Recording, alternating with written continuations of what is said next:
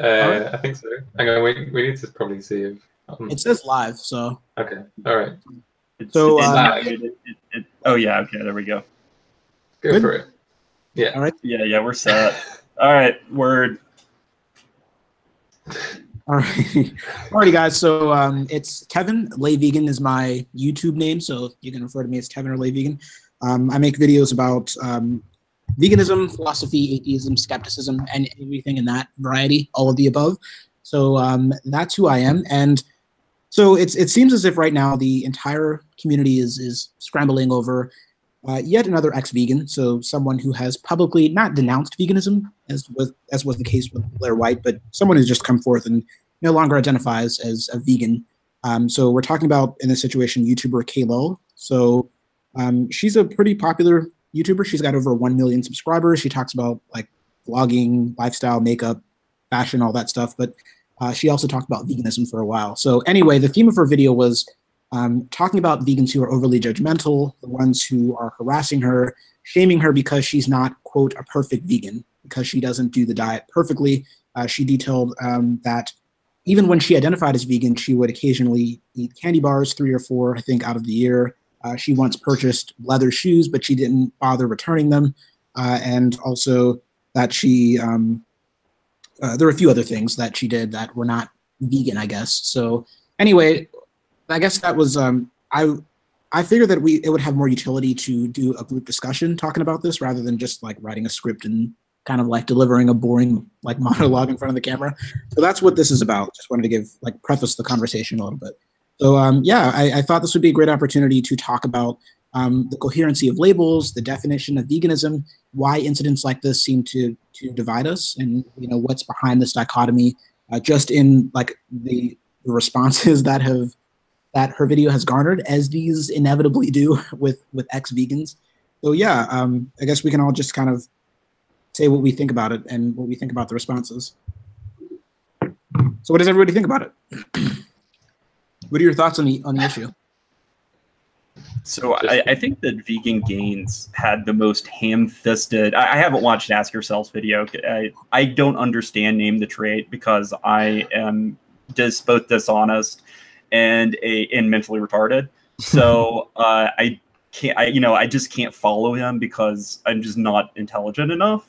So I haven't watched his response. But the Vegan Gains one in particular was bad because it was unnecessarily hostile. And he didn't do it. It wasn't funny. It wasn't anything. It was just him going off on this ridiculous screed that served nobody except for him preaching to his crowd that already agrees with him. As far as her dropping veganism, it doesn't seem like she actually has dropped veganism in the same sense that a Blair White would. She's just decided to forego the label. So I don't know. It doesn't seem like her actions warranted the kind of criticism that she's received. Yeah, I would agree. I didn't get very far into Richard's video before I realized how hostile he is. And I understand his fans like that. That's mostly what they subscribed for. I thought it was over the top in terms of how mean he was. And then later on afterward, I heard criticism of him basically for his, what was it? He used some sort of fallacy by association. Do you guys remember what that was? Yeah, economic association fallacy, which he coined and doesn't actually correspond to anything tangible. It's not real.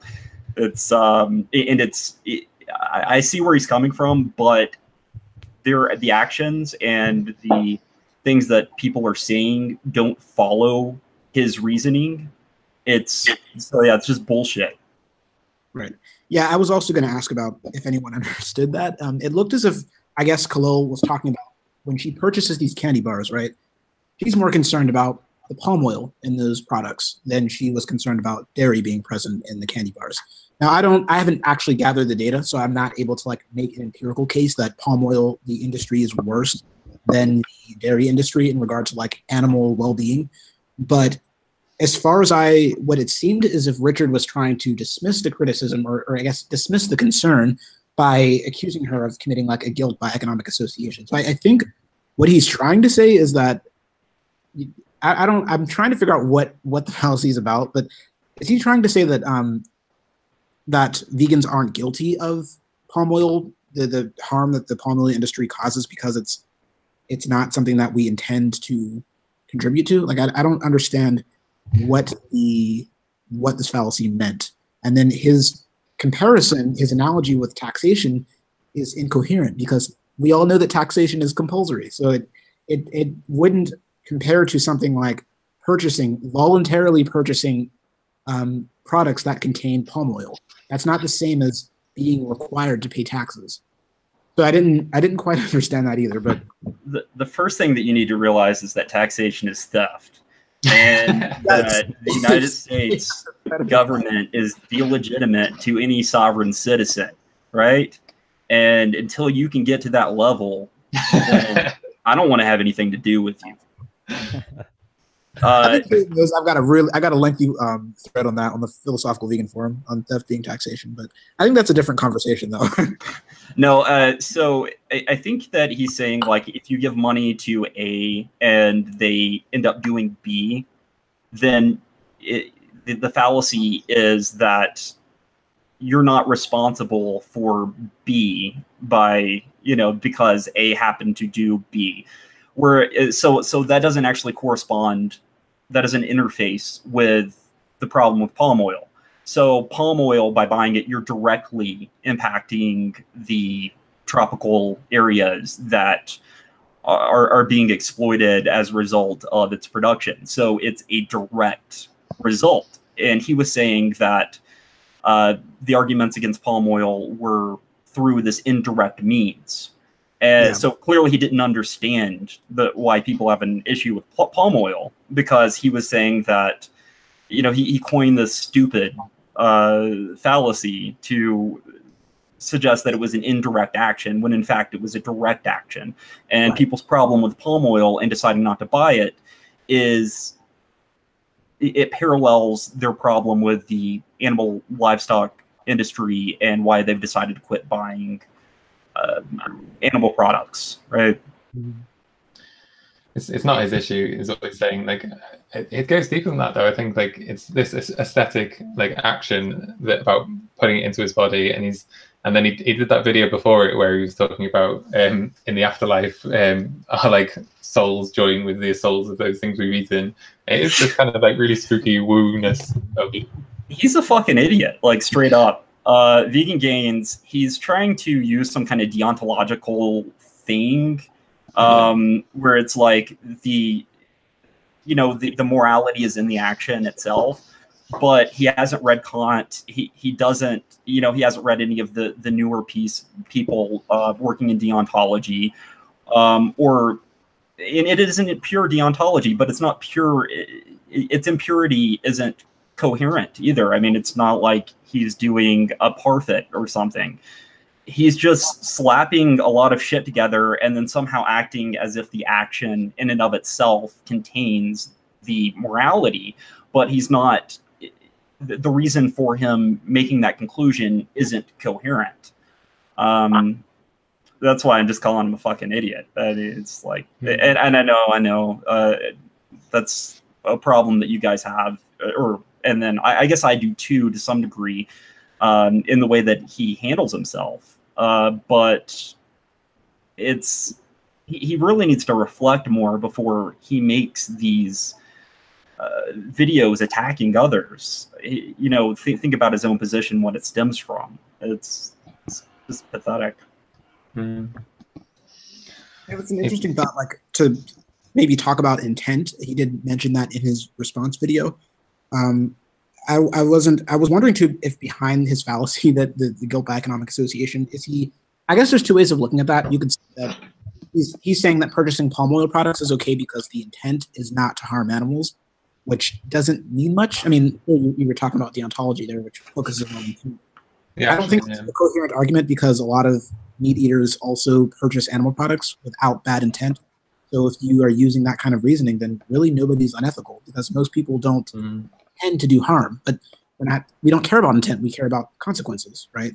And it doesn't. Sure, I don't think he understood that the reason for doing these things is the consequences. I don't think that he fully understands that it's the consequences of the actions that they care about more so than the action itself. And he is stuck on this idea of the action is bad in and of itself, but he doesn't have it bound to any kind of logic, like any kind of like real logic. It's just, you know, the action is bad in and of itself. And as Unnatural Vegan said, veganism is often a good heuristic. You know, if you are to just look at things through a filter, you know, a mental filter, veganism often is one of the best ones you can have, but it's not limited to that. You know, you shouldn't think about things and limit them to that heuristic. Right. Yeah, there are lots of other heuristics. I mean, reducitarianism is one. Freeganism. There's all different kinds. And then I guess there was another thing. I did see that some people in the comment section were saying, well, palm oil doesn't necessitate harm, right? The way that producing animal products necessitates harm. And I don't think that's convincing either, because there are ethical ways to produce animal products. And the two main examples would be, one, cellular agriculture, something that I've talked about on my channel before. So like producing meat on scaffolding trays and bioreactors, there's that. But then there's also collecting fur and wool and other products from animals that died of natural causes. So I don't think that animal products necessitate harm either necessarily. But as someone was mentioning earlier, as is the case with palm oil, it does necessitate harm currently. It doesn't mean that there won't be a way to produce it ethically at some point in the future. But today, when you purchase these products, you are increasing demand, and So actually, I'll interject there, because it doesn't necessitate harm per se. There are ethical palm oil operations that are happening, but they're not documented. The documentation of where palm oil comes from isn't tight enough to make those informed decisions to begin with. So yeah, there are areas that aren't being, you know, that are non-natural areas that are being used to get palm oil, but the vast majority of it doesn't come about in that way. And you can't determine which is and which isn't. So you know, it's best just to cut it off, right? Yeah, I mean, I like the coherency of veganism, like going down the trophic levels, freeing up land, getting much closer to like the vision of the world that you want to live in. And I think having that positive vision is really important. I think the rational stance to be on these grey areas is to be like, we've adopted veganism because we see this like really easy way to get to that future world. But like be honest about like your laziness in not being willing to research other things that are more complicated and to boycott. Like there's palm oil, there's like almonds that if you really research it, there might be one company moving bees around, creating insect collapse through diseases and stuff. Chocolate slavery, sweatshops, factory collapses.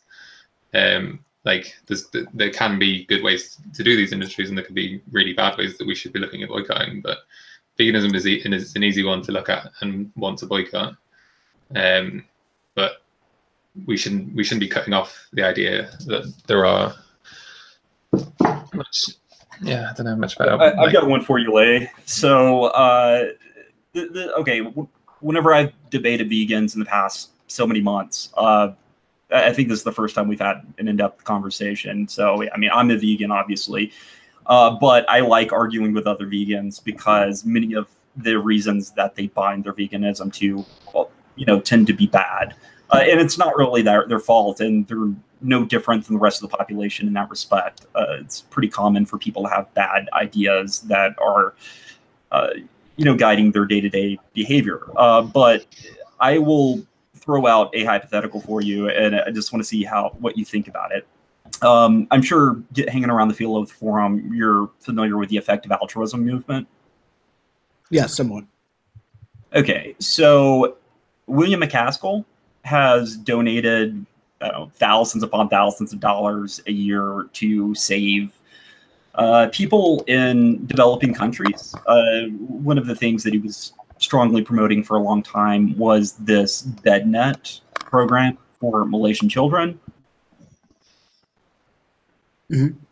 And what you do is you can donate a little bit of money, and it will almost certainly save children and, well, I mean, adults too, in Malaysia from catching malaria or some of these tropical diseases that are bloodborne via the insects, you know, like mosquitoes. And you can save human lives for a very cheap rate. So he recommends, you know, him and Singer are two of the bigger proponents of it. There are a number of other people out there, but they're the names that people often associate with effective altruism. Okay, so William McCaskill, let's pretend he saved 1,000 human lives over the course of the past decade. So he's a vegetarian. He's not even a vegan. And he has saved 1,000 human lives versus your average run-of-the-mill vegan, we'll say Vegan Gains, who doesn't donate money to these charities, who hasn't saved any human lives, but he has saved what would otherwise be maybe a dozen animal lives a year. Whereas William McCaskill, by eating dairy, is responsible for the death of, we'll say, a dozen cows in the past decade, and maybe half a dozen more live animals that would be living where the cows currently do. So the tally on each end is McCaskill is responsible for, we'll say, 18 animal deaths, Vegan Gains 0, but at the same time, McCaskill has saved, we'll say, 1,000 human lives through the funding of these charities and the attention that he's placed on these charities, and probably much more than that. So who do you think is a better person between the two? I would be willing to bet. What was his name? William McAllister? McCaskill, yeah. McCaskill. I'd personally say that he is probably doing better than. Oh yeah, no doubt. For sure, and that's because I value human lives more than I value animal lives, because humans have a greater capacity to experience well-being and suffering. So I would say if he's saving far more humans than Vegan Gains would be saving animals, then that would probably offset the harm that he's causing toward animals, because he's saving more people. And I don't really think that like vegan is the baseline, or that it's that threshold at which we can say I've done enough. Sure. You know, you just said something interesting right there. Baseline, right? Yeah. So there's this delusion that many vegans are running around with of the moral baseline, which is a very incoherent subject, or an incoherent idea once you start breaking it down. And I think this is something that Vegan Gains believes. It's like, well, this is, you know, threshold for being a decent person or whatever. Right. When, as in my example, it's shown that you can be a much better person than an average vegan by doing these other things. I think that this is a problem, like the moral baseline argument, right? I agree. I mean, if you analyze the entire, like, let's say you say, okay, the base axiom of veganism is harm reduction. So let's analyze the entire harm reduction continuum. Let's say on the left side, far left, you have reducitarianism, so just eating fewer animals, right? And then on the center, you have consumer veganism. And then on the far right, you have veganism, or possibly suicide, however you're looking at that. Even that might not be the best way to maximize harm reduction. But the point is that you have this entire continuum. At any point, any point at which you declare the baseline or the threshold at which you can say, I have done enough, any more harm that I want to do is purely virtuous. Well, you have to justify that, right? Like if a vegan, like Vegan Gains, for example, and I know we keep bringing him up just because he's a popular creator. That's the only reason why I'm mentioning him. He's very, very popular and he's relevant to this discussion. But he doesn't seem like, with the palm oil argument, it doesn't seem as if he really wants to address that. Like, is he going to stop purchasing products that have palm oil in them, right? If we don't have any moral obligation to maximize harm reduction, then why should a vegetarian have to maximize harm reduction by going vegan? And why would a reducitarian have to go vegetarian? And so on and so forth. So, I mean, I agree with you. I mean, you have to justify whichever point you say along this continuum, that is the threshold. You have to justify that because it's arbitrary otherwise. So I agree. I agree with you. Yeah, so the method of justifying it is the name the trait paradigm, I mean, for what it's worth, which, I mean, it's like Child's First Animal Ethics, Fisher-Price book. I mean, it's just cheap, watered-down crap. It seems like maybe Richard is conflating moral baseline with consistency. He thinks that if he's fully consistent on everything, that means he's on the moral baseline. I don't think he's demonstrated why that's the fact. And I think, to agree with what Lay said, I do think veganism is arbitrary. It seems in the definition, when you say reducing suffering as much as pragmatically possible, well, pragmatically or practically seems arbitrary to me. Oh, Right. yeah, it gets super vague. Yeah. I mean, practicable is relative. I mean, maybe to you, like to vegan gains, maybe it's not practicable to cut out palm oil, but maybe to Kalel, it's not practicable to cut out dairy products. So isn't it relative? Why do we say that the universal baseline is consumer veganism? And Yeah, that isn't. I've never believed that it was. I will argue against that for as long as I see that no evidence is provided to say that Right. it is. And I think another problem of saying that consumer veganism is that baseline is that I think another problem that's really interesting is that I think it enforces complacency. So amongst vegans, we think, okay, we've done everything we needed to do. I don't directly cause harm. So anything else that I do to reduce harm is doing more than what I need to. It's purely a virtue. It's not a moral obligation, which promotes complacency. Moral obligation. There's another weird dead end that doesn't make a lot of sense. Like, what is a moral obligation, and what, like, compelled ethics versus virtue ethics, that kind of thing. What I've heard is that ethical virtues are things that you do when it could pose harm to yourself. So you've obviously heard like saving a kid from being hit by a car. If it poses threat to you to save him, then it's virtuous to do so. If you're completely safe and you could save him, then that's an obligation. Yeah, that's kind of the way I've heard it. Sure. So in that paradigm, an effective altruist or somebody who is approaching this palm oil question, the PQ, it would be like it is your moral obligation then to donate a large portion of your money to effective charities. Because you can, and it's not really going to affect you. It's not going to kill you not to do so. Same can be said with palm oil. You're saving lives. You're benefiting lives by doing so. But, you're not really going to be in danger if you don't. So somebody like Peter Singer would say, then it's a moral obligation in that circumstance. I would agree. And like one of the main reasons that we don't do it. So he uses a thought experiment about a drowning child. There is a child that's drowning, but if you jump in to save it, then you're going to ruin a $500 suit. Are you familiar with this? Yeah, it's similar to the child being hit by a car kind of thing. Yeah, right. So, along those lines, if with just ruining a suit versus getting hit by the car, right? So it's going to cost you $500 to save the child. Now, if the child's on the other end of the world, then isn't it also your obligation if the consequences are going to be the same? Even if you never meet the child, see the child, et cetera, et cetera. Yeah, it would seem like it is, but I think intuitively people have this way of feeling more obligation to things that are more proximal to them, like closer to them. Like I'm going to save one family member versus 10 people I don't know, and that also changes based on the actual distance they are from me. Oh, that's totally true. If you look at the neurology of empathy, then we're wired that way for a reason. Yeah, clear to see.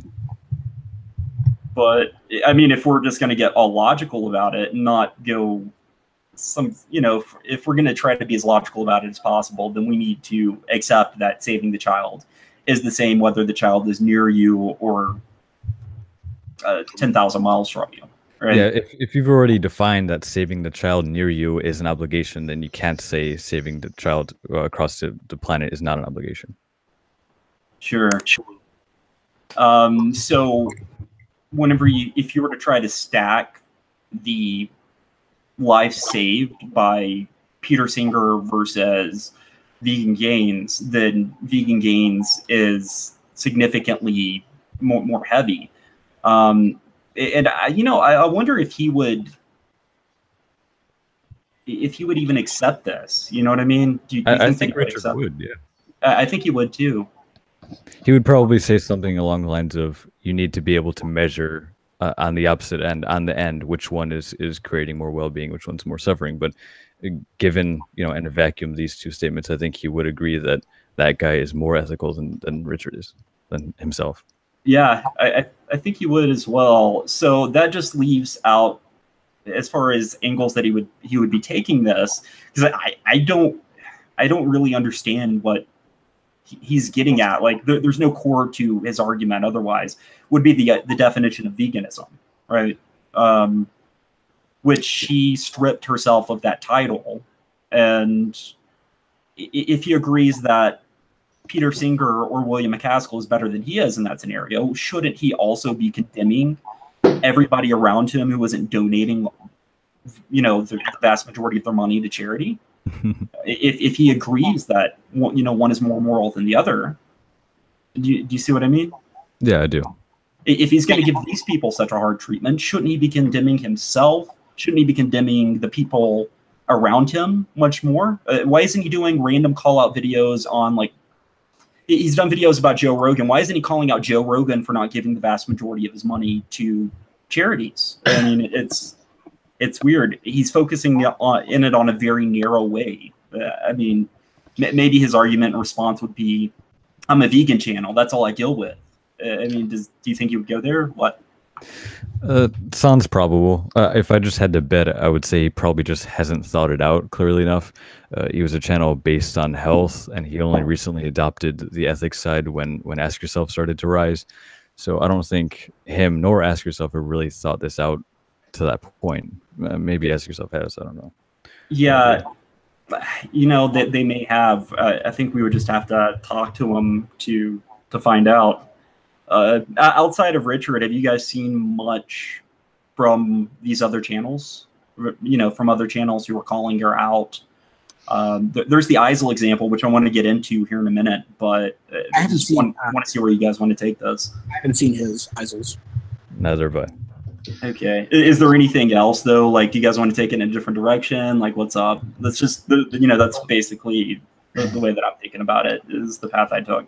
I'm fine taking it towards Isil's video if you want to kick that off. Yeah. What about you, Theo? What's up? What are y'all thinking? Yeah, more or less in agreement. Right on. Well, Theo, are you saying something? Just I think Ask Yourself, Kalel, vegan gains, all highly motivated by slaughterhouse footage, and his aggression towards Kalel in that video was hilarious, and but I think that comes down to either like egoism or virtue, and it doesn't have anything to do with the fact that they're measuring it against suffering. That he's really attached to the identity of veganism, and so I don't know. It's a massive virtue signal, isn't it? Yeah. That's all it is. And whenever I watched Vegan Gains, whenever I used to be a bigger fan of his, the satisfaction I got from his videos was, as a vegan day to day, you're disappointed with the decisions that you see others around you making. And you have this pent up aggression throughout the day that I typically conceal because it's not socially advantageous to relieve it. I mean, I have a fairly good job in, a nice place. I don't want to ruin that to spurg out on somebody. And whenever I would watch a Vegan Gains video, he would be doing the spurging out on my behalf, and it felt good, right? Right. And but is that really the look that we want? I mean, clearly it isn't, because in my day-to-day life, I don't express things that way. Yeah, well, I mean, I guess, so carrying on the effect of altruism thing, I think part of the problem could be that Kalel does buy into kind of a very narrow consumerist veganism, where she's kind of like doing this like TV advertising on her channel, and she's like she's trying to compete with like the rest of the world's like advertising for meat, and then she's feeling like she's doing a job then, and then if she slips up by doing like one individual action a few times a year, then that's not actually funding the industry, so she's okay there. And she doesn't have the vision of the wildlife and everything that we can move towards. And that's not what is motivating her. It's the soul sales footage. So if she doesn't feel like she's contributing when she steps up, then she's okay. And there is a problem. There is a bit of a problem. It's like do you know about JFK buying up all the Cuban cigarettes during the crisis? Oh, his cigars that he loved. Yeah, it's like I'm just going to buy this little thing, and then I'm going to make the whole country embargo this country, and then I'm doing my job. I got mine. Yeah. So I don't know. It's like it's a funny dilemma. Yeah, dude. Honestly, I'm a cigar smoker, so I smoke cigars on occasion, and it was kind of good in the fact that there are cigars being grown everywhere, in many countries now, and there are all these cool new blends. But yeah, it's hypocritical, right? Like he's getting pissed off at her for eating popcorn, but at the same time, we could find many instances of him inadvertently doing something similar and with every vegan. So if all of us held ourselves to that standard, then none of us are actually vegan. So yeah, part of it is her misunderstanding of the reality of the scenario and the use of that terminology. So yeah, I agree with what you're saying. Am I right? Is that what you were getting at? Yeah, just reflections. I don't know. Like the identity thing, like we have people who promote like the Liberation Pledge is like really just focus on identity, and just like never sit around anyone on the same table eating the same food, like eating with a meat eater. And then I saw like same critiques of veganism. It's just like in group identity, just like, and then somehow like the richness or the veracity of that will bias more vegans, but it doesn't seem coherent that way either. No, it's I think that's what it is with many of these people. I think CT knows about Sapolsky. Are you guys Sapolsky fans? Like, what's up? Are you familiar with him? The only mentioning I've ever heard of him was from you. Oh yeah, I'm a huge Sapolsky fan. Robert Sapolsky. He's endocrinologist, neuroendocrinologist, and a primatologist. Are you familiar with him, Lay? Ever heard of the guy? I never heard of him. Okay, so he dropped a book about a year ago. It's called Behave, and it deals with the biology of behavior. And in it, he goes into why people behave morally, like what's going on a biological level. And he's of the opinion that we're all deploying a form of virtue ethics in our day-to-day life and interactions. If we see something that we find unethical, then the part of our brain that's activated is also the part of our brain that's associated with disgust and anger and fear. Those bad impulses. And we bypass our prefrontal cortex, and if we see something that's incredibly immoral, something that's morally outrageous, and we just immediately go into combat mode. So we don't sit and think about things whenever we make decisions. You may be familiar with Thinking Fast, Slow. What's that guy named? Daniel Kahneman. You guys know him? No, not familiar. He's like a cognitive scientist who did a lot of work about how people actually think versus how we profess to think. And what they... Lay, are you there? I hear you. Yeah, can you hear me? Yeah, yeah. I thought I heard you chopping. But are you familiar with Kahneman or Sapolsky, any of these guys? No. Yeah, I wasn't until recently. So what's actually going on in your head is you're not actually thinking about things. You're just automatically making decisions. And then you're using your thoughts, your rationality to support those decisions. Okay, so it's similar to like what Harris would say in his free will book. Yeah, yeah, okay, sure. Okay. Mm-hmm. And what has led you to these conclusions is a combination of, your biology, what kind of neurotransmitters you have in what supply and what neuroreceptors you have. And the other part of it would be your environment, like how your mother ate whenever she was pregnant with you, what kind of, just kind of the way that your brain was formed, whether something zigged or zagged. And, the last part of that, we all know it would be our own personal biography, what happened to you at various stages in your development. And the ideas that you hold to be true, ideas that actually persuaded you. So in our case, we're all vegans. And we automatically are going to defend veganism, and we're not going to sit there and listen to people talk about it or whatever. We're automatically going to defend it because we already know the correct position, and all of our thoughts are going to be upholding that correct position.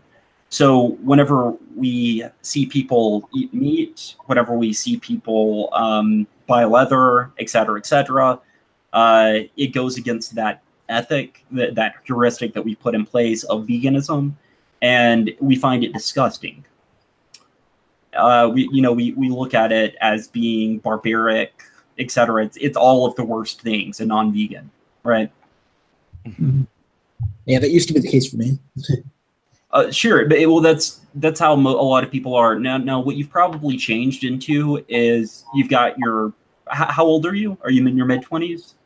I'm 20. Oh, you're 20. Okay, so Yeah. you haven't even fully developed yet.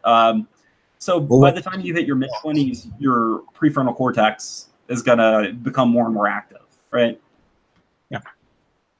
And once that's developed, it's like you feel yourself getting really pissed off, and then you just stop for a second and you think about it. You're like, I don't know if getting pissed off is the right idea. Maybe I should hear this person out. And you actually become more rational. But there still is a large amount of that trigger in place. Do you see? Mm-hmm. So, yeah, going back into Sapolsky, in his section on morality, he thinks that we all have a set of virtues. You say you're not the kind of person that eats animal products. And you're going to automatically uphold those virtues that you hold, whatever they happen to be. So an idea outside of this vegan example would be child molestation. Whenever you think about somebody who molests children, how does that make you feel? Yeah, majority disgust. Yeah, it makes you angry, disgusted, borderline violent. Or, I mean, that's your average response. Yeah. Because, you're not the kind of person to molest children, and anybody that does, the kinds of negative impacts that it has on other people, it's absolute shit, and you need to rid the world of it as quick as possible. So he holds, veganism as being one of the highest virtues. Therefore, he's going to attack anybody who goes against that virtue. And on like a cognitive level, I think that's what's going on, right? Okay. You can see that. Yeah. Is there a book that you would recommend that we can read more up on this about? I would say Robert Sapolsky's Behave. Okay. That I can give you a link to it. I have it uploaded in one of my mini media fire accounts. Great, yeah. You can send it through the chat or through the Discord. Yeah, right on, dude. I fucking love Sapolsky. He's one of my favorite thinkers, for sure. Now, just to touch on something that was said in chat, I do agree with Red Room here. I was going to say this earlier. If we're going with the definition of veganism as the one that the majority of vegans agree with, then sure, she isn't vegan because she consciously made a choice to not buy a vegan product.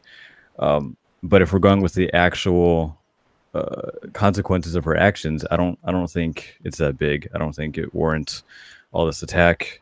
I think all of us at one point have slipped up or even purposely bought something that wasn't vegan just because, you know, whether you want to call it acrasia or just laziness. Yeah, I mean, Yeah. I was going to add. I mean, I don't think. I guess there are two different definitions. We can get into that, but I don't think it matters. Honestly, I don't think it matters whether or not she can call herself vegan because she's still doing a great job. That's how I think as a consequential, as somebody who cares about actual harm and not so much identity for its own sake. If it's hard to look at that.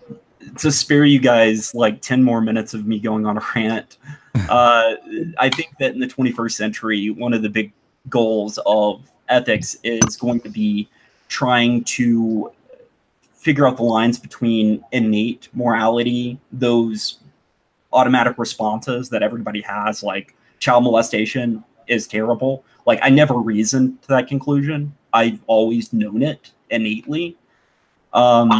And there are many positions that you hold, like murdering people is bad, et cetera, et cetera. Like, you shouldn't just murder strangers. These things you never reason to. They just come prepackaged in the human experience, or just also in a variety of animals. Animals look at things in a similar way. Obviously a dumbed down way.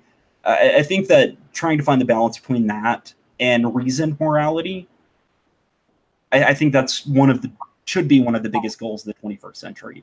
Trying to figure out what's happening on a neurological level, and how the two interact. You know what I mean?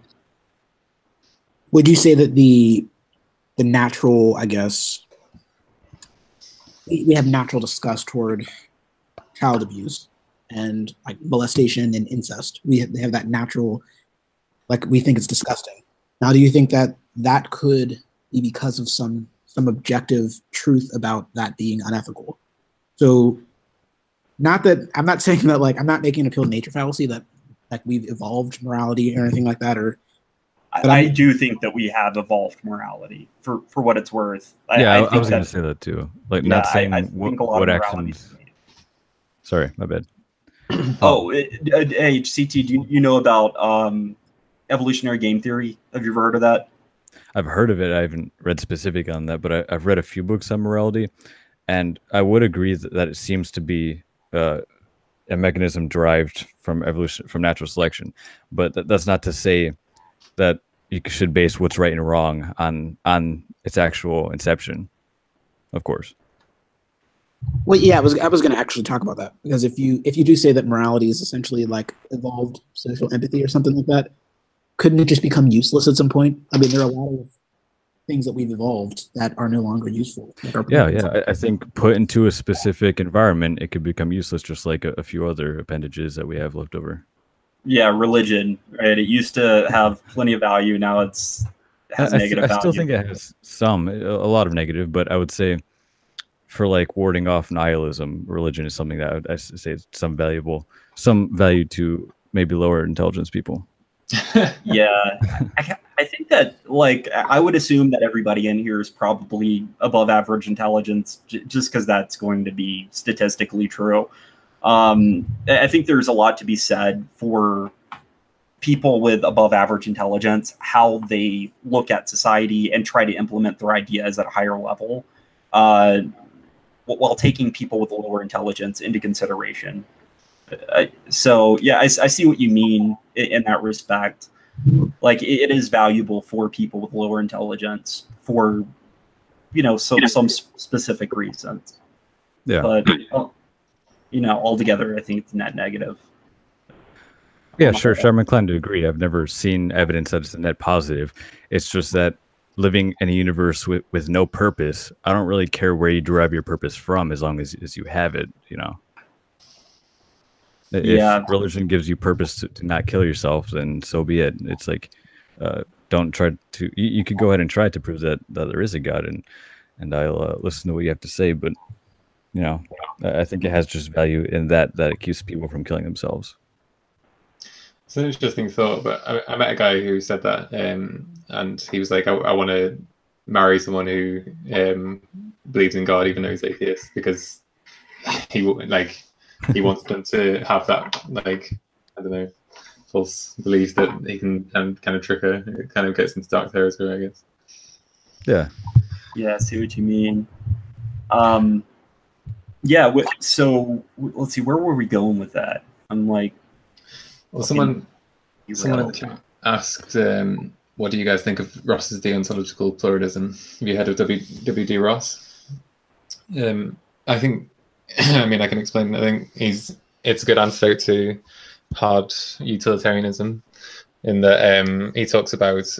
I mean, the guy I've heard who's explained it best, called Daniel Kaufman. He's explained it as you're you're driving on the way to meet a friend at a restaurant, and you see the example of the car crash, and or needing to do the altruist thing of get in front of the get in front of the car to save the kid, and like you have to deal with the fallout of that. Then you still have a prima facie duty to the person that you were planning to go and meet that day. But even though it's irrational on like a practical level, on a theoretical level, to still hold that obligation, you do it by way of wanting to hold up societal norms. So you make it up to that person later. So it's like duties get picked up and put down, and that's how society kind of holds itself together. So it's good to acknowledge the kind of social fabric. Yeah, I've never heard of this man or his his moral philosophy, so I have no idea what to make of it. Right. I was gonna get into the Isil video, which I think has good points. Okay. Yeah, I'm interested in. I haven't watched it, so I don't know what. Have you ever watched his stuff at all? I've watched a few of his videos. Yes. Okay. Well, Isil, I have like a weird viewing experience with, because it's like half the time I'm like, why the fuck am I watching this? And then on occasion he'll bust something out that makes me totally rethink a subject. And I'm like, oh yeah, that's why I watch Isil, right? I remember. So his big thing is, it's like, who the fuck is Kalel? Like, what has she done, right? And everybody's all butthurt because people are mean to her, but like, who the fuck is this person even? Oh yeah, Kalel, you know, she's like the Peter Singer of our time. Like, nobody's thinking that. She has fairly standard stock, you know, ideas, like from what you could get from Kalel as far as this fight is happening. The same fight already happened like half a dozen times with Unnatural Vegan, for example. And the reason a lot of vegans don't like Unnatural Vegan is because she holds the position that it has negative consequences responding to or trying to be so pure, right? So he was like, as far as I can tell, Kalel's just some kind of Instagram model or something who is extremely self-absorbed. And earlier in this conversation, we were talking about people not having morality outside of veganism, them just not, you know, looking at things through this very narrow lens of, I'm a vegan, so everything else is okay. If you look at her activity, then she is extremely shallow. She's buying plastic surgeries. She's buying brand new wardrobes. She's not donating her money to charities or anything. So why are we coming to defend her in the way that we have? And if you look at her behavior and the things that she's crossing, buying popcorn, she doesn't need fucking popcorn. Just like she doesn't need plastic surgeries or any of the other things that she is blowing her money on. And if she has inherited this leadership position, then it's kind of her responsibility to read up on things and maybe not do some of the more simple things like buying popcorn. Theo, do you think that's a fair summary of Isil's video? For sure, for sure. The only thing about that is I like the people that are critiquing her never watched the channel. Like we kind of let her do her own thing, and like I don't think she was trying to be a leader. Like she was just trying to be an Instagram model, more or less. Yeah. It looks like. I don't think she was an activist channel or anything like that. No, it was like Anthony Fantano or some shit. Yeah. Jenna Marbles, that kind of. Yeah, Jenna Marbles. You know, they mention veganism, but they don't really. The thing that's weird is that she did a video saying how she thought that she needed to put the name vegan on herself to advocate veganism, and when she's like a reducitarian, and so it's kind of, yeah, I don't know. She did a whole video, and then, but the thing about I don't know. I mean, these series of videos is her trying to be more real. Like she's acknowledging she's got OCD, explaining why she felt she needed to get plastic surgery, and like for people, like explaining that it was this crazy anxiety that she was receiving, and like she's not glossing over it at all. Like that is something that people can hear and potentially move away from that anxiety and take different choices. So I don't know. There's good and bad. Yeah, I don't know. It's weird because I don't know. Just getting upset about her to begin with, and then for this narrow thing, it's not because she's some kind of shallow person who's not doing more in society. Blah blah blah. It's because she bought fucking popcorn. I mean, that's kind of a weird thing to get upset with her about too. It's like, I just don't understand like why. Here's my. I guess we can get into the arbitrary distinction. Maybe we've already discussed this, and I'm just kind of like, I don't know, attention deficit, or like we can maybe talk about the arbitrary distinction between animal and non-animal products. So why is it that we are having this debate about Kalel self-identifying as vegan because she purchased what 3 or 4 candy bars a year? Meanwhile, we have vegans who purchase, I don't know, a tub of Earth Balance once every other month throughout all 12 months. So aren't they contributing to more harm by purchasing Earth Balance? Yeah. Like why do we care that she purchased a few candy bars when there's vegans who are contributing to far more harm with Earth Balance and with other products that are so-called vegan? This goes, okay, I'm glad we had the conversation in this direction. I was thinking about it a second ago, and I was thinking, like, this has mostly just been me, like, ranting in a very boring manner. But to answer that, it's because they're operating on some kind of, on a neurological level, they're operating with some form of virtue ethics, right? They have this heuristic in place of if vegan, therefore good. If vegan, I'm a vegan, so that's all that's required. And they're not thinking about things more broadly, right? So what Do you agree with that? Yeah, I mean, I'm trying to pinpoint though that distinction between those products. You're saying non-animal products, they're good, animal products bad, but then we have non-animal products that are also bad. So what's the distinction? I guess you're saying, I mean, it is veganism. Yeah, they're just operating on this really shitty heuristic. Like it's like a formula, right? Like you said, it's that simple. Right? Like there are other veganism, as you were saying earlier, like Unnatural Vegan pointed that veganism often falls in its right. Like veganism often falls in the correct path. But what if it doesn't? I mean, what if there's like other heuristics besides veganism? Oh, and there are, yeah.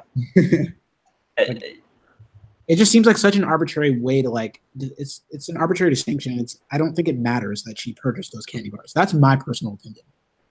I don't think it really matters. But if other people disagree with me, I mean, I'm open to that. But. I think it matters. Just the scope of it mattering is so insignificant as to not warrant the response that she received. Exactly. At least if there's going to be a response, then we need to be consistent about it. We need to talk about vegans who are also contributing to harm with palm oil. Yeah, I think what they try to do with that is they'll shimmy it in kind of a way where they're saying they're not doing direct harm. Like, hey, I bought an iPhone but nothing about me buying this iPhone necessitates that there has to be child labor, but then there just happens to be later on. It's not direct, which of course isn't really valid. I would say if they're aware they're doing any harm, they should stop. Well, But that's and something I'd say the vegans would say. I don't know if that's, I think that's perhaps a misunderstanding of economics, but I mean, these companies are chopping down rainforest to create land. I think I had a statistic here from the World Wildlife Fund. I think they said an area that's equivalent to the size of about 300 football fields of rainforest are cleared per hour to make way for palm oil production. So this is like economically, you're supporting these companies doing this when you purchase palm oil products. It doesn't mean that there can't possibly be a sustainable way to produce it, but your intention is irrelevant. I mean, economically, you are directly supporting deforestation when you purchase palm oil, even if your intention is not to do that. Yeah, I agree. I was just saying what their rationale for that would be. Yeah, which is an invalid, I think, invalid rationale. Yeah, I think that's what vegan means. I think that's what I've heard vegan gains, and Isaac even mentioned something similar. Right, and I mean, vice versa. I don't even think that animal product production, again, that necessitates harm either. I think there are ethical ways, or not raise animals, but to produce animal products like meat. So we have clean meat, for example. So I don't know if I don't think that the distinction between animal products and non-animal products that vegans often make, I don't think that's a correct distinction. Yeah, it's stupid. Now, this may be way out of the realm of possibility, but it seems that it could be possible. That is veganism just such a boring topic that anytime something like this happens, they feel like they have to blow up and make videos about it. I thought, like, why do these videos cause such a fuss when there's a bigger issue? Yeah, I think it is. Like 90% of vegan YouTube is just drama and like responding to petty videos and like blowing things out of proportion. Like the Blair White thing, like wasn't that? Well, no, hers is a little bit different because she was spreading lies about liver toxicity and vitamins, but this is different, obviously. But yeah, I don't know if it's like I've thought the same thing. Like, is this like? Do we need to be making a big deal out of this? Yeah, because it seems when things kind of die down in the community, you got Richard going to making his kind of vlog videos that are kind of boring, and then he'll just wait for something really, really minute to pop up for him to make a huge video on and start yelling at people. And to be fair, I'm sure his fans look that up. I'm sure they love it. They love it. I checked the comments. Every single comment loved it.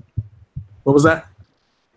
All of his comments in his original Kalel video, they all loved his bringing back of the yelling kind of guy. Yeah, I saw that. I noticed that, like, oh, this is the Richard that we all love, et cetera, et cetera. Yeah. Why do they love him? I really do think that it's because a lot of vegans had pent up aggression throughout the day, and this is their outlet for expressing it, right? They get to see this Spurg like yell at people, and it feels good. Right. Yeah, it was what you said earlier. I agree with it. Yeah. So there's something human, though. There's something deeply human about that desire of wanting somebody to be belligerent on your behalf, right? Or you want to be belligerent yourself. Just slurping it up. Yeah, it feels good. Like, I watched the Antifa versus Proud Boys on last Saturday. I sat in front of my computer for like 2 hours, hoping that like one of the Antifa people or one of the Proud Boys was going to attack the other group. And I was like, oh, fuck yeah, this is going to be awesome. Fucking fascism versus communism, right, in the streets. It's going to be cool. And nothing happened, and I left disappointed that violence didn't occur. I mean, like, what's that? Like, why am I thinking that? WWE wrestling. Hey, can you just turn off the camera? Yeah, I would never miss an opportunity to see violence against Antifa. Yeah. Okay. I just wanted you to hold the camera because I was going to grab something. All right, cool. Yeah. All right, yeah, my wife's coming to the living room. I slapped that bitch. I told her, you need to get in the fucking room because daddy's trying to stream. And I guess she wants the belt again.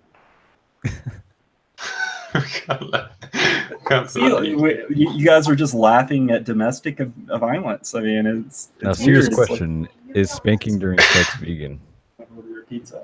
Hot I'm to gonna buy. keep this PG, Yeah, guys. let's do it. Can't get I'll out see of if there's it. like better food. Order All right. first, but I don't want horses on this one's anymore. Oh, damn, that was fucking good. All right, can I turn my camera back on, babe? Hold on. All right.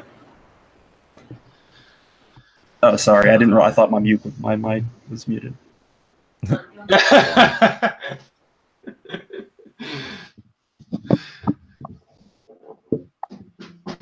So yeah, I don't know. What else? Were there any other notable response videos that you guys saw besides Unnatural Vegan and Vegan Gains? I think we discussed their responses. Did we talk about Isaac's response video? Isaac's No, or Isil? his was on. Never mind. Isaac's was on Unnatural Vegan, not on Kalel. Yeah, I haven't seen it. Do you guys? Anybody else watched it? I've I seen it. didn't- What was it about? He was just Oh, yeah. pointing out what he thinks is a contradiction with Natural Vegan's opinions. She, in one video way back when, she defined someone who knows that they're buying something that isn't vegan, that they're no longer vegan, and then now she holds the opposite opinion. So he was trying to say that's a contradiction, but when in reality she could have just changed her mind from that point to now. What's this obsession that this guy has with logical consistency? First of all, I was Logical gonna say, consistency, that's what holds his whole moral framework together. That's why he's so obsessed with it. does she Yeah, hold? but it Does isn't. she hold either position simultaneously? Like how would that? No, be? there was no evidence that she held them simultaneously. And then I'm also thinking that they are different as well. Was that what vegan cheetahs? Like vegan video? Is that It might have been. I don't. Yeah, the, I know what the you're video talking didn't have about. context really. because I think actually with him thought he was. I Cynically. think he was defining actions as vegan that were clearly not vegan. Like he was saying I Oriental ramen with like what the chicken seasoning It was packets. him, yeah. and then It was a ramen noodle. Yeah. Now that I'm right. And remembering it. I think he was saying, well, you're not really, by that definition, you wouldn't be classified as an ethical vegan, but perhaps you're a dietary vegan.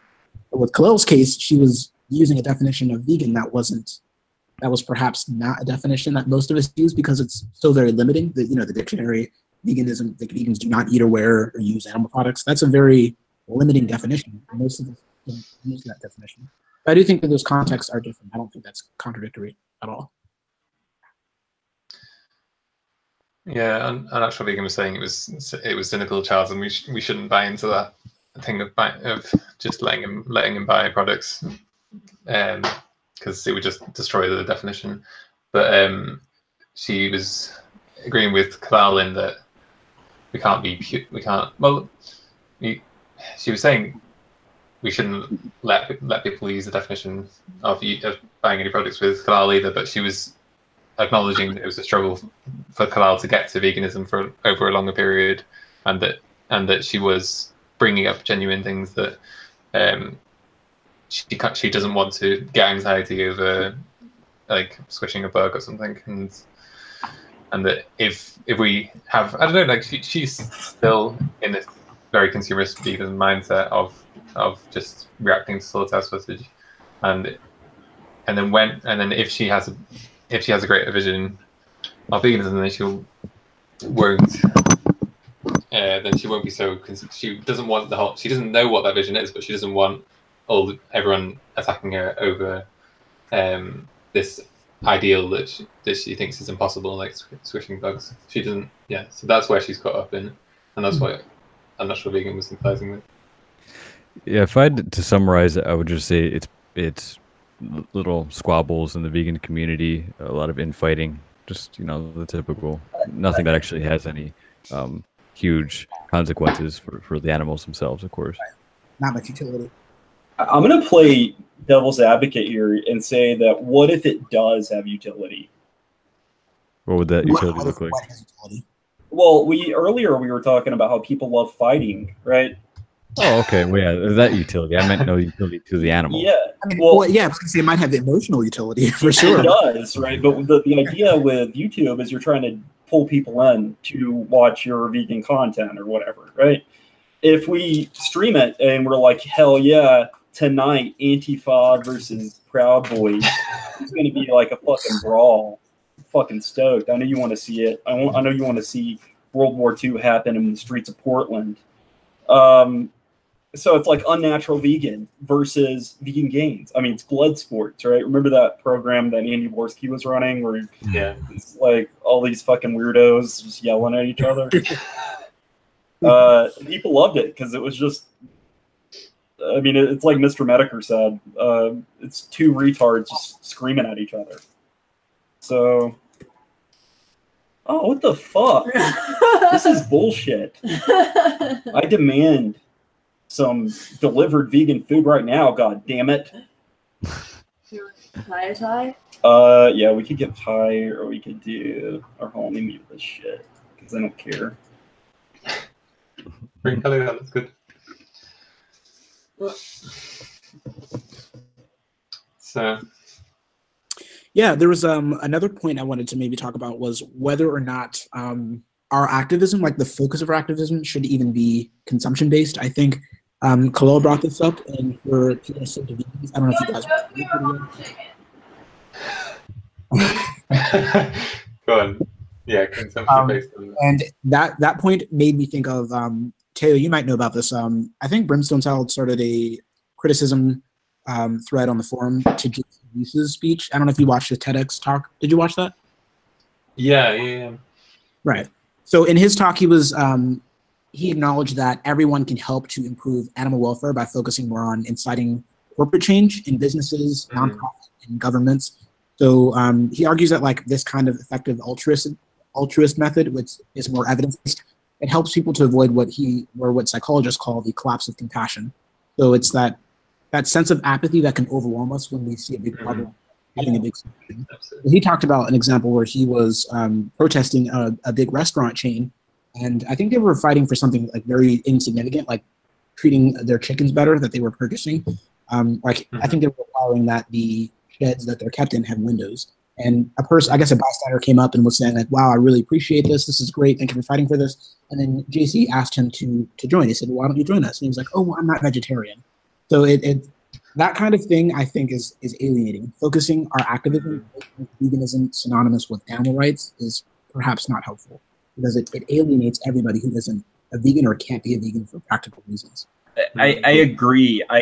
I often will order products that are specific vegan items, or I make it known through my purchasing habits that I am interested in vegan food. I buy a fuck ton of mock meats, et cetera, specifically because I'm trying to stack the marketing data in a certain way. And once they expand the options, et cetera, then veganism is going to become more and more practical for your average person. So is this form of entertainment even the best focus value, blah, blah, blah. I think at the end of the day, a multi-pronged approach is going to be the best solution, because some people will be swept in with vegan gain, just calling people retards a dozen times. Or I guess Ask Yourself does that even more. But some people will be pulled in because there are more items that are available. Other people for... hell, I don't know. There are a variety of different reasons why people are drawn into veganism. So I don't know which way is. I would assume that the way that you're talking about more items, et cetera, is more effective. But if other people want to expel their energy in a different direction, I think that the more people doing more things, it's probably going to be better. Sure. I mean, I agree. I think that the different strokes, different folks. So there are some people respond differently to different kinds of activism. In my experience, the lobbying, the moving for, like pushing for corporate changes, that has been more effective than, I don't know, Cube of Truth or something like that, like kind of standing out in the street with a mask. That hasn't really been very productive. A lot of people haven't really opened up that kind of activism, at least in my experience. I know other people have had really great stories, but yeah. Everyone needs a paradigm that they can grasp onto, and but if it's a really bad one, then they can turn around and make them question veganism. So it has to be something like effective altruism. I think it's one paradigm that if they that can keep people vegan long term, then that's great. But I think Kalel doesn't have one at the moment. I think that's what's her problem. Yeah, is she driving more people to veganism through Instagram modeling? Yeah, I mean, she very well may could. I mean, I don't know. Oh, for sure. But like, it's yeah. It's like the most popular girl for a long time, or most popular channel period for a long time was Freely, right? And she was just lying to people, telling them if you turn vegan, then you're going to lose a fuck ton of weight and you're going to have the perfect body. And enough suckers bought it. So they were subscribed to her channel and they were considering it, et cetera, et cetera. But then it comes to the factor of long-term success rate through these different methods, right? Right. I've even heard that like people have said, oh, well, lying for veganism is okay because it's still going to get them to ultimately give up animal products. But does that hold very often after the lie is discovered, or after we use terrible ethical arguments to convince them, or empirical arguments if we exaggerate about the health benefits? I mean, will that keep them vegan when they realize, oh, wait, it's exaggerated. It's not quite. So, yeah, I agree. But you have to think about that as well. Sure. I'm going to guess probably no. Although there are people who are still Christian, like 2018. So I don't know. I'm not sure. Yeah, Kalel said in a Why to Go Vegan, Why Are Vegans video, she said, talk to people about how your hair grows faster when you go vegan. That's like facepalm. It's like, I don't know. It's just it all feels very shallow and superficial. So I'm not surprised that they weren't keeping to 100%. But yeah. Hey, Lay, have you figured out what career path you want to take yet? What career path? Yeah. Yeah, it's entirely irrelevant to what I do online. No, yeah. If you read into a lot of the effective altruist guys, at least sometimes they recommend you getting into computer programming, right? That's one of the best ways to make a fuck ton of money and have a job that's going to be personally rewarding. So I've actually taken them up on that. I have been learning computer programming for the past year. I bring this up to say that there is actually a way that we could determine which form of vegan activism is the most effective and like what's driving people to veganism, making them stay veganism through using like different tools to look at tweets and to see what was effective for achieving whatever solution. And there are actual empirical ways that we can find out what is the most effective path and whether these people who are turned veganism initially stay vegan later. So this could actually be empirically studied. And for like the past year, I've said, I think I'm going to try and like look into that. And I never have. So yeah, I would be interested in what are there comparative studies? I mean, what by what method are we like determining which is the most effective? Like, I wouldn't even studies on that. The way I've thought about it is you would take a fuck ton of tweets that are tweeting about veganism, and then you do like a sentiment analysis rather, and you look at ones that are tweeting about it positively versus negatively, right? And you put those in different camps, and then you search the user's like Twitter account to look at their full history of that word, and then you more or less plot their history of the word, whether they've used it positively, negatively, etc., over whatever period of time. And then from there, you can determine whether or not this person has become vegan through their activities online. And you can look at their initial sources that made them start considering it, started making them talk about veganism in a positive way. So yeah, you could actually set up some kind of machine learning system that is just burning through like fucking thousands and thousands and thousands of tweets on veganism and determining different things. And then you would just output it into different camps, and then you would like analyze the progression, and each step along the way you would take out individual tweets, individual users, and look at their history to make sure that what you think that the data is saying is what the data is actually saying. And theoretically, you could even make like a fucking Twitter bot or a set of Twitter bots that are just constantly churning out the best quality vegan stuff, right?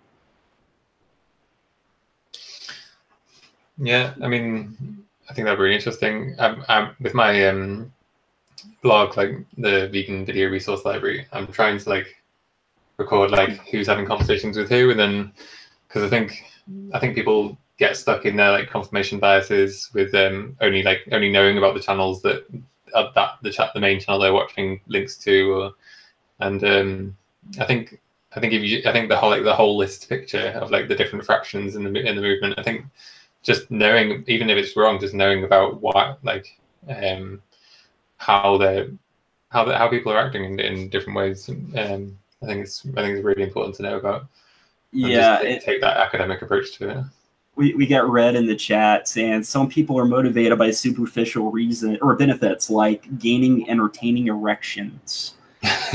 So what if we were just like churning out fucking boner propaganda nonstop, like just mad boner propaganda all day, every day, just bots like tweeting at people with erectile dysfunction with some kind of erectile dysfunction benefits. But I don't even know how you would determine who has. Oh yeah, dude! You would tweet at a bunch of guys in their 50s, and just like whenever they talk about sex, or I don't even know how you would reach your demographic, because it's not like people are tweeting about erectile dysfunction. You know what I'm saying? Yeah, that was Jack Green's intuition after reading Mein Kampf that we needed more demographic. And I just completely disagree. I think like we need better new converts. Like we need like intellectual converts still. Yeah. So I don't think like having a mass of ridiculous people. The bonerless guys. When I used to live on land protests, we were always like thinking how can we like get like a bus of people to turn up at this like open cast coal mine and just protest all like run on the site, and like we always thought like we'd drive a bus down to like just the bus station where like just get a bunch of homeless people and like not quite mentally just having maximum numbers. Yeah, just like have like this festival thing on the mine. So. Yeah, I know what you're saying. There's a guy named Robert Cialdini. Have you guys heard of him? No. He is one of the world's top experts on the science, the cognitive science of persuasion and how it applies to marketing, et cetera, et cetera. So there has been a pretty solid attempt at having an empirical understanding of this topic. So I don't know enough about it to say one way or the other, like what's most effective. So I have hunches and they're based on data. I don't know. So I can't really cast like full aspersions on their methodology when, I don't have anything solidly empirical to point to, you know? I think just going after like masses is just a mistake, because you want productive people. You want people to be incentivized by your achievements. You want like good news stories, and you need small groups of people like achieving those successes and like being something inspiring for other people to follow. Well, shit. So CT left when I was doing something. I didn't see that. Well, I guess that's basically it.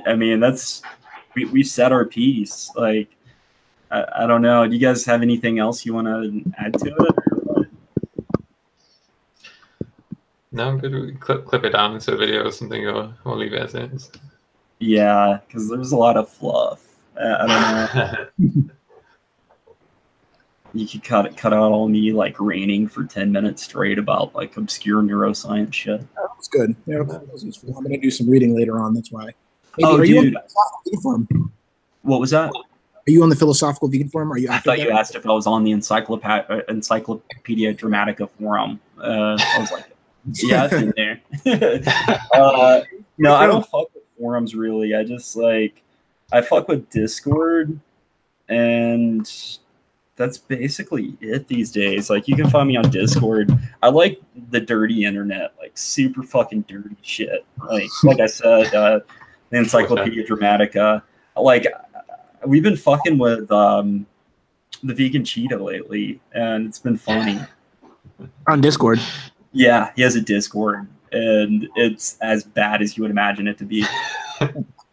Just trying to think about what kind of conversations you have on that. Oh, dude, it's filled with all these neo-Nazis now, and like half of them are trolls, but then like it looks like a large portion of them are real, and they're just like posting all this anti-Jewish shit all day, and so there's been like this concerted effort to I don't know, I won't go too much into details, but it's a trip. It's a trip. But I really like the dirty internet where there are people that are doing and saying very uncouth things. Like there's this YouTube channel I recently got into called The Finnish Bolshevik.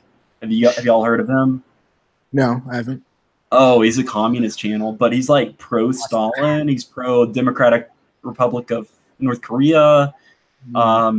He's like, it's like fringe communist topics, right? So I love it because it's, you know, it's dirty. It's like the fringe is, you know what I'm saying? So like a lot of social media platforms will shut you down if you talk about shit like that. And I like it. I like hearing about it because these people are crazy. Like a lot of them are, and it's fun. I linked the video in the chat. It is. Doing that, I guess. Yeah, dude. I like it. But I don't know. So, yeah, I spend a lot of time on Discord. That's basically where you can find me. So I'm trying to get more active on Discord. I'm not as active for that reason because the trolling tends to be heavier on Discord, and also it's more difficult to have discussion because it's real time. So like you might talk to somebody and then like you have to scroll all the way up to like see what. Like sometimes somebody will like at me and then like I'll respond like 3 hours later and then I have to like try to find like where they added it. Yeah.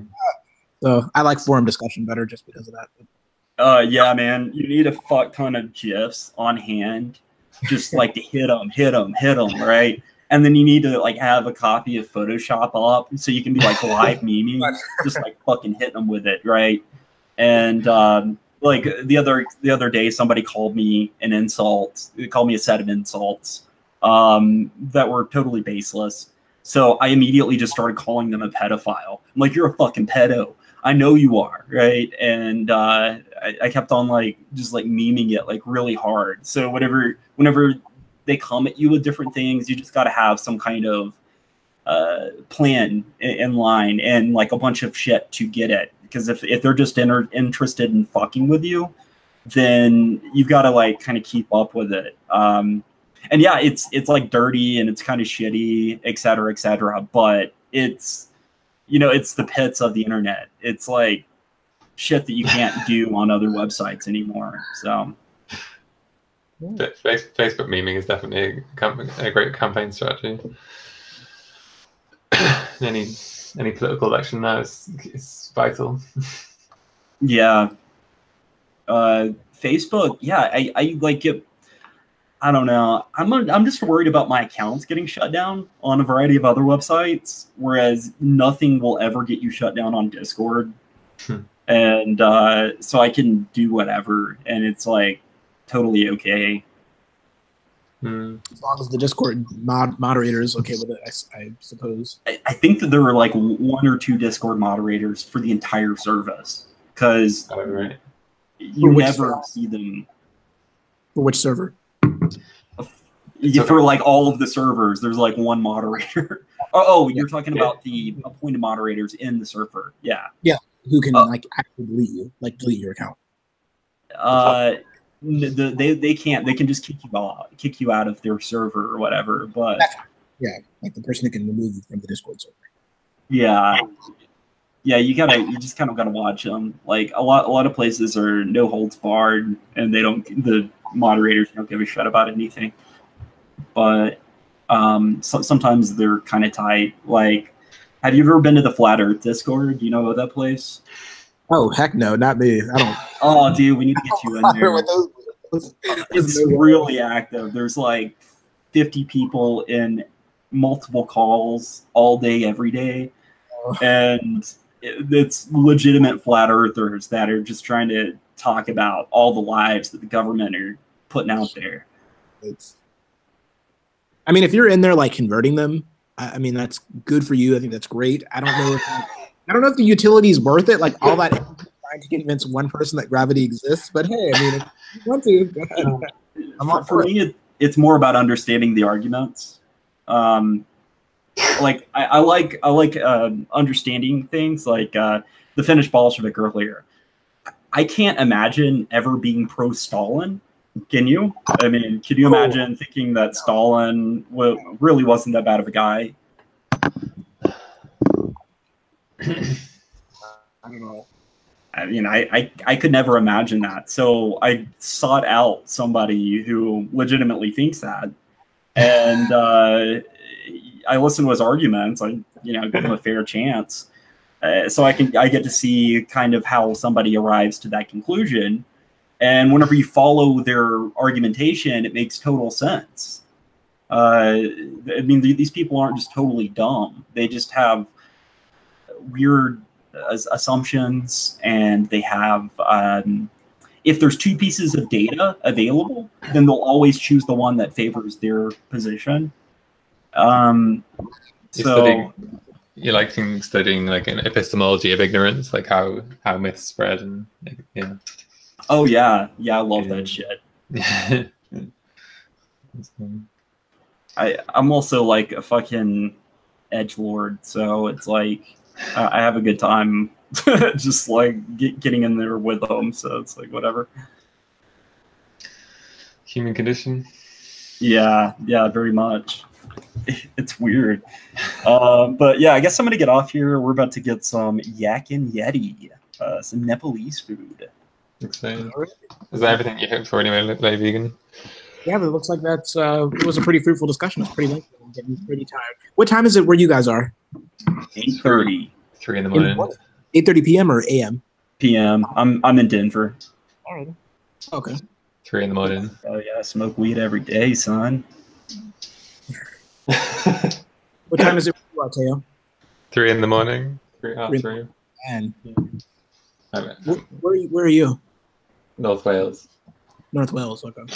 Oh, the UK. I see. Yeah, Euro trash. Alrighty. Well, I guess this is a good.